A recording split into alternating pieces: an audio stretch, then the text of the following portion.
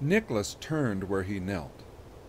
There he saw a dim light floating among the snow-covered trees.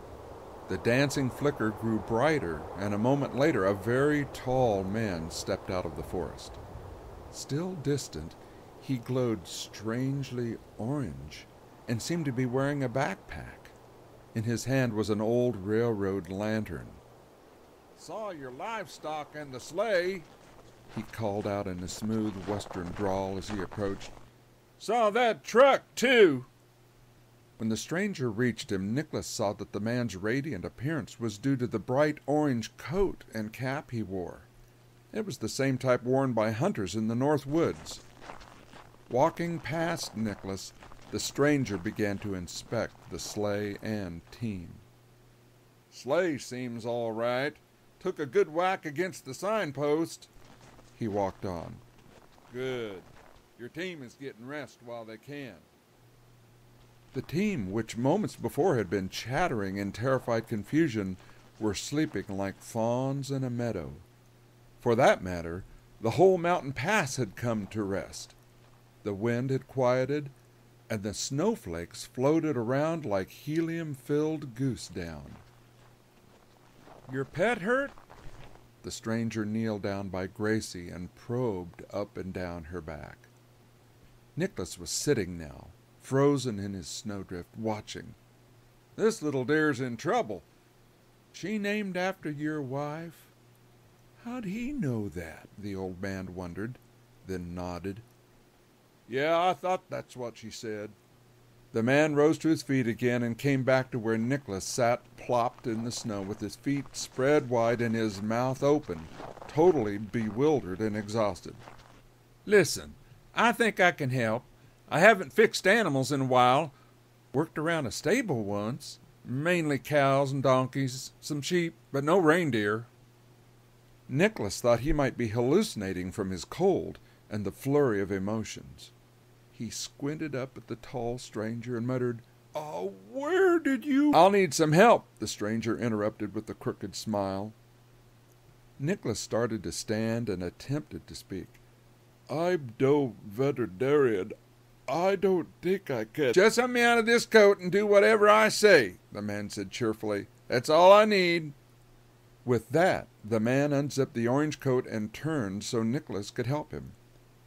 As he did, Nicholas could see that what he thought was a backpack was actually a large bulge of some kind underneath the coat. The stranger was so tall, Nicholas had to reach up on his tiptoes to get a grip on the shoulders of the coat. They both were pulling, tugging, and straining to get the stranger's arms free. "It's a bit tight anyway. I need room when I work," the man explained. When the man's arms were finally out, the mystery of the bulge was revealed.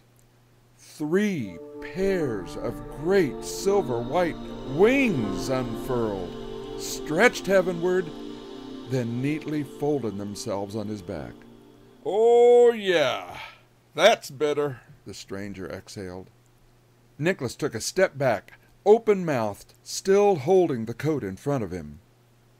Before him stood the even bigger, enormous stranger in blue overalls with an orange cap on his head, flaps down, a big pair of steel-toed logging boots, and 6 glorious wings. Wings that somehow emerged through a thick green and red plaid work shirt. Nicholas's heart began to pound. The man removed his cap and took a step toward Nicholas. "Here, let me stuff my cap down the sleeve." Nicholas fell to his knees in fear and awe. Words tumbled out of him. "Please forgive me. I'm so sorry. I've been so angry tonight. All I've done is complain. I let so many people down. My wife, my team, the elves. Be merciful, Lord." When he asked for mercy, the stranger's 2 strong hands went under Nicholas's arms and lifted him to his feet. "I'm not him," said the angel. "You're not him?" The old man shook. "No, but I belong to him. I was sent from him to help you. You've had a tough night, and frankly, you made it worse than it needed to be." The angel brushed the snow off Nicholas's suit.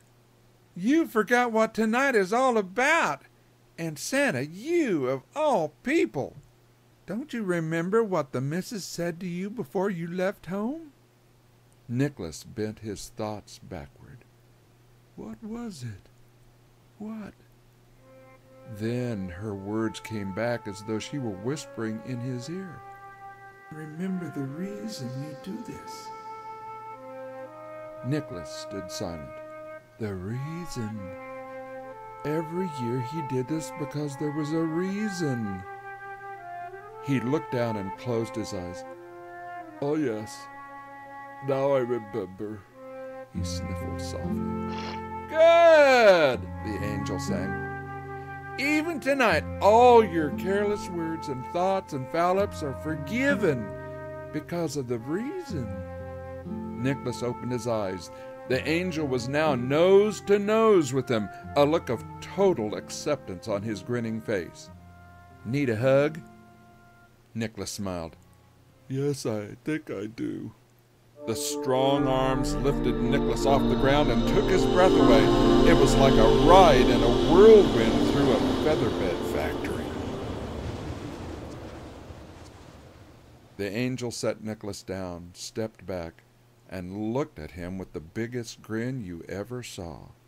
Then, with a sly chuckle in his voice, he said, "Okay, now let's fix what we can and trust the master for the rest." He turned back to the sleigh.